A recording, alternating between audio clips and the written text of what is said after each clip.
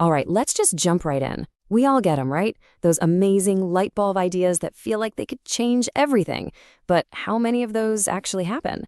Today, we're going to get real about what it takes to close that huge gap between having a great idea and actually, well, getting it done. And I know you have one, for sure. Maybe it's a new business, maybe you want to write a book, learn a new skill, or just, get into the best shape of your life. You can picture it, right? You can almost taste it. But here's the question we got to ask right at the top. What are you actually doing about it? Man, this quote just hits different, doesn't it? It gets right to the point. In the world we live in, the world that pays the bills, an idea all by itself it's just talk. You could have the most incredible, revolutionary concept ever, but if it just stays rattling around in your head, it's worth absolutely nothing. Zero.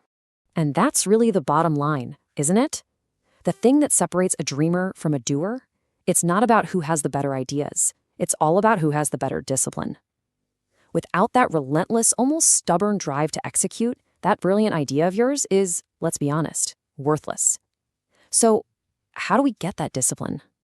Well, that brings us to the first big idea here, a really powerful shift in how you think, called execution is worship. It's all about understanding that in the real world, the only thing that actually truly matters is what you do. Not what you think about doing, not what you plan on doing, but what you do. We're all full of good intentions. We totally intend to start that diet tomorrow. We're going to finish that big project this week for sure. We're going to make that call. But intentions, they don't do anything. They're just thoughts. Action, that's the only currency that actually has any value. I mean, just look at this. It lays it out so clearly. Has anyone ever lost a pound just by intending to? Or finished a degree? Or paid a single bill with good intentions? No way, of course not. The results only show up from the real work, the reps you do in the gym, the hours you spend hitting the books, the daily grind that actually earns you a paycheck. See, intentions don't cost a thing, but execution, that's what pays the bills. So, what does this whole execution is worship thing really mean? It means you treat the act of doing the work as something sacred. It's not about waiting around until you feel motivated or inspired. Nope. It's about loving the process, respecting the daily grind, and just making that forward progress, no matter how tiny it feels. It's about owning your day every single day. Okay, so how do we actually do this? How do we make this real? Well, the first method is all about winning that battle inside your own mind. It's about picking discipline over your feelings every single time. It's about winning the fight between what you feel like doing and what you know you're supposed to do. And this comparison here just nails it. This is the choice you face every single day. If you live your life based on how you feel, oh, I don't feel like it today, you're only going to work when you're motivated. And let me tell you, that is a one-way ticket to failure. But if you operate on principle, on the promise you made to yourself, you build something real, you build integrity. You keep that promise. And that really is the heart of it right there. Your feelings, they're all over the place. They change like the weather. And honestly, they will lead you absolutely nowhere. But your principles, that commitment you made to do what you said you were going to do, man, that's solid ground. That is how promises get turned into reality. All right, let's get into the second method. This one's about creating a secret weapon for getting things done, a sense of urgency. It's about understanding a simple, hard truth. Comfort is the absolute enemy of progress. Now, I know this might sound a little intense, but think about it. When have you really done your best work? A lot of the time, it's when your back was against the wall, right? When you had no other choice but to deliver. That feeling, that desperation, it forces you to figure things out. And you can actually create this for yourself. Set a public deadline. Get a friend to hold you accountable. You can manufacture that healthy pressure that forces you to execute.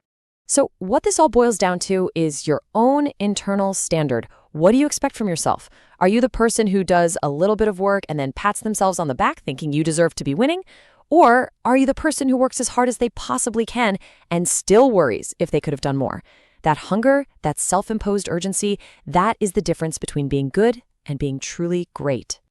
So we've talked about the what and the how. Now let's talk about the when. And the answer to that question is always, always the same. Now. Because the most precious thing you own is taking away every single second. Just look at that number, 86,400. Every day, you get a gift of 86,400 seconds. It's the one thing in life that's perfectly fair. Everyone gets the same amount. You can't store it for later, you can't buy more. All you can do is decide how you're going to spend it. Wow. I mean, this really puts it all in perspective, doesn't it? The time you have right now, this very moment you're listening to this, is a gift that somebody else right now is desperately praying for. And to waste it on excuses, on putting things off, on waiting for the perfect time, that's just a huge disrespect to the opportunity you've been given. Don't blow it. And it's never one big disaster that ruins our plans. It's the small stuff.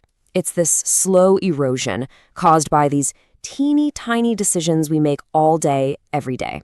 Hitting the snooze button again, grabbing that junk food instead of something healthy, putting off dealing with your finances. Each one feels like no big deal, but they're all tiny acts of self-sabotage, and they add up, pulling you miles and miles away from where you want to be. But here's the thing, it all comes down to a choice. You can train yourself to be disciplined. You can teach yourself to act with urgency. This isn't about who you were yesterday. It's about who you decide you're going to be, starting right this second. This is your moment. So the only real question left is, are you going to take it?